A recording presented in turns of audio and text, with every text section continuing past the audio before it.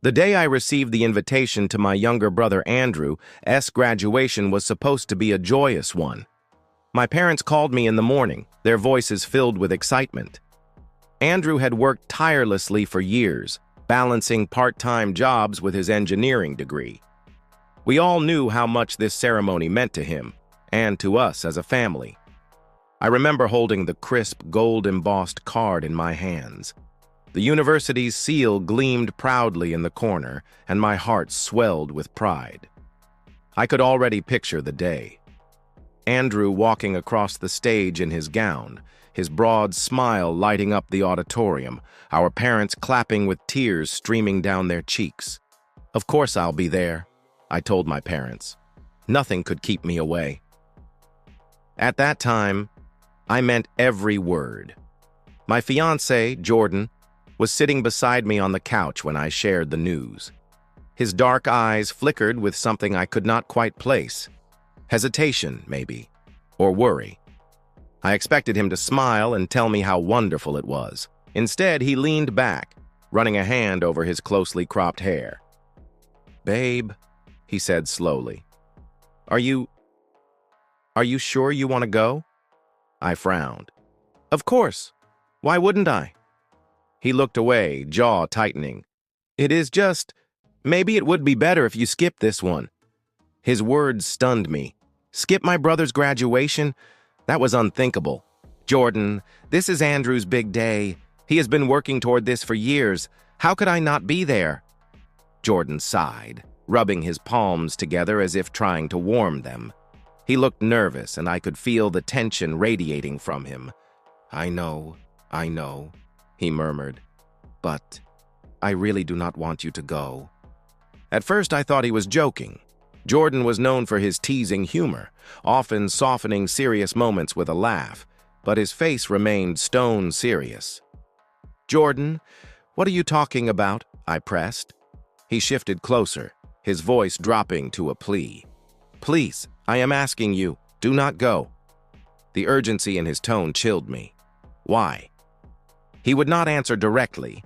Instead, he grasped my hands, his dark fingers intertwining with my lighter ones. "Trust me on this. Just this once, please listen to me. I promise I'll explain. Just don't go." My heart thudded painfully. Why would he not want me to celebrate my brother's success? The thought flashed in my mind like lightning. Did Jordan and Andrew have a problem with each other? They had met only twice, and though the interactions had been polite, I had sensed some unspoken tension. "Jordan," I said firmly, pulling my hands back, "this is my family. If you love me, you should understand that I cannot miss this." His face contorted with anguish. He dropped to his knees before me, something Jordan never did lightly. "Please, darling, I am begging you, do not attend. It will break something inside me if you do." My chest tightened.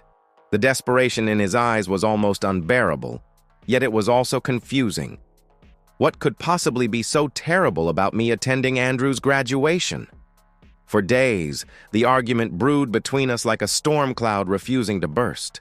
I would bring up the graduation, and Jordan would shut down. Sometimes he would snap with frustration.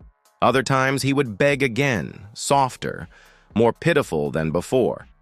Finally, one evening I snapped. "Enough, Jordan. You need to tell me the truth. What is going on? Why do you not want me there?" His shoulders sagged. He stared at the floor, silent for a long time. When he finally spoke, his voice cracked. "If you go, I don't know if I can marry you." The words hit me like a slap. I felt the air rush out of my lungs. "You would break off our engagement because of my brother's graduation?" I whispered. He looked up at me then, eyes shining with unshed tears. "Not because of the graduation, because of what it represents, because of what it will do to me?" I was left speechless. My fiancé was asking me to choose between him and my family, between the man I loved and the brother I had practically raised after our parents worked long shifts.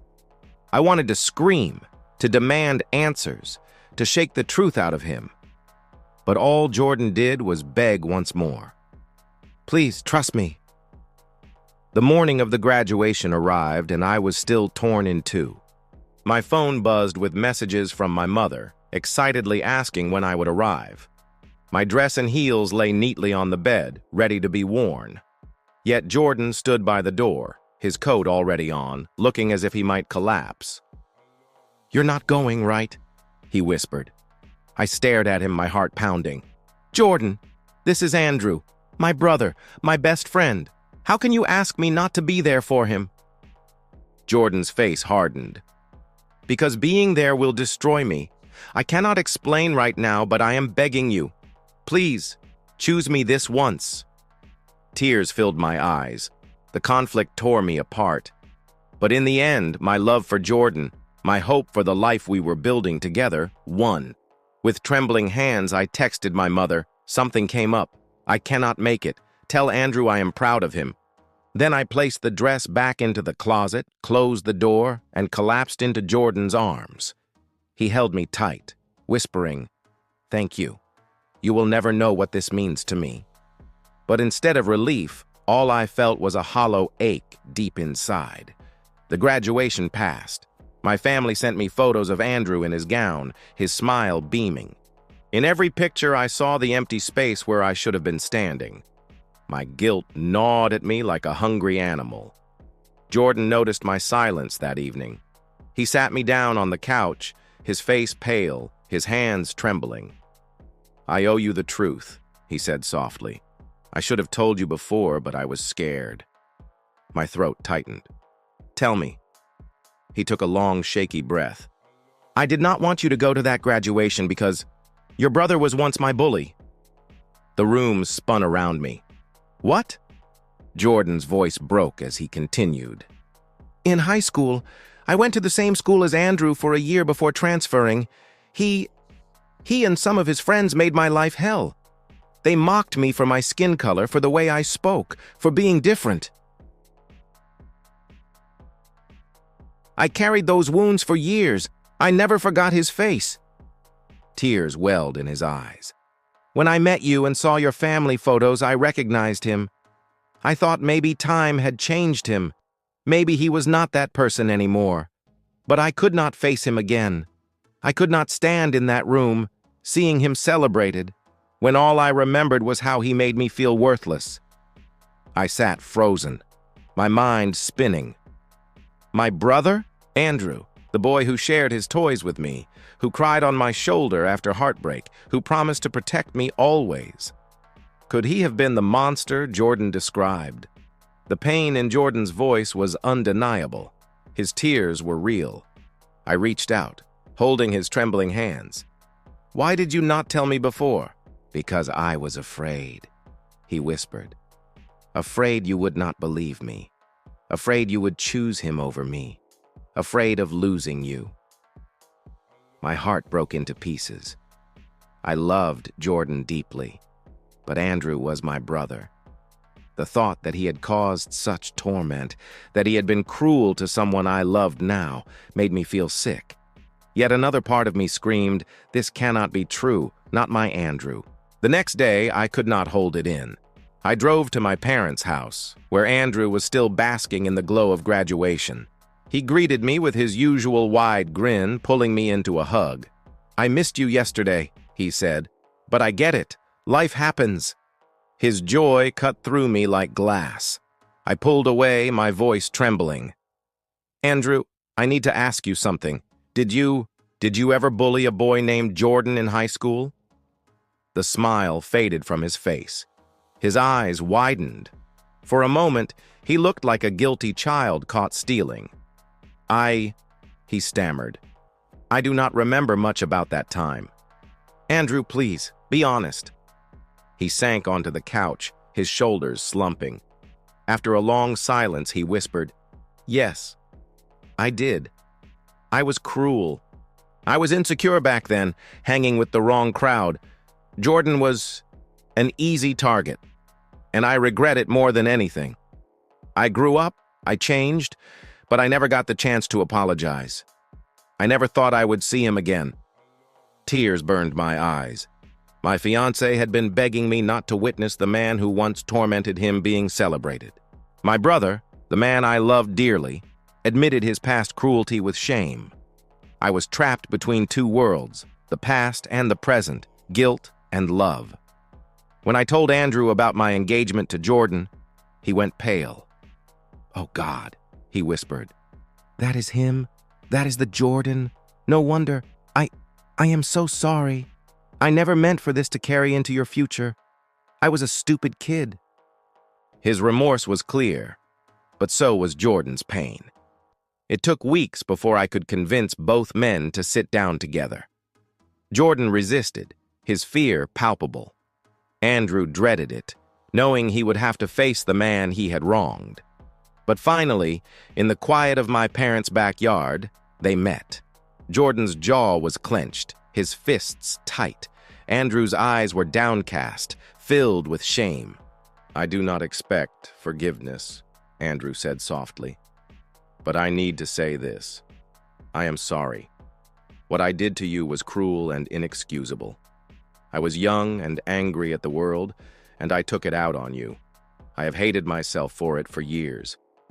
I see now that I cannot undo the past, but I can own it. You did not deserve any of it." Jordan's eyes glistened. He did not speak at first. Then, slowly, he said, "Do you know what it feels like to dread school every day? To believe you are worthless because of the color of your skin? That is what you gave me, Andrew." Andrew's tears spilled. "I know, and I will never forgive myself."